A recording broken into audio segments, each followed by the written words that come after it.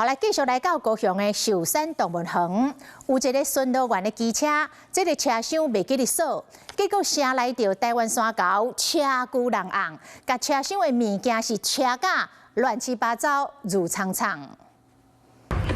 高山啊，一直咧敲吹，唔知咧找啥物物件，毋过详细甲看。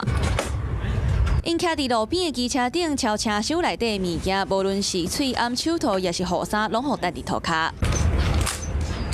伫高雄的寿山动物园，正前园区人员骑巡逻机车伫咧园区无营，落车的时敢若无甲车厢锁好，就成做高山啊找假实的目标。他没有做好这个确实去看看是不是行李箱有确实关妥这个动作，那刚一转身就看到猕猴正在翻找他的行李箱，那所以他就当下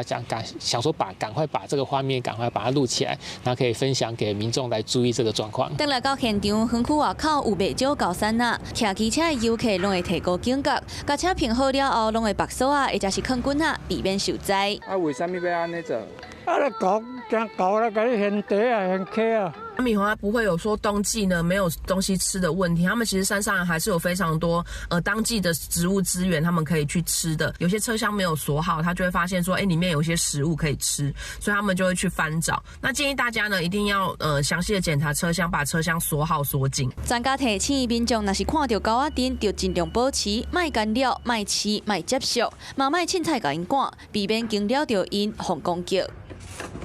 你好，我是宋彦明。想掌握最及时的新闻资讯吗？赶紧订阅、按赞、开启小铃铛，锁定华视新闻 YouTube 频道。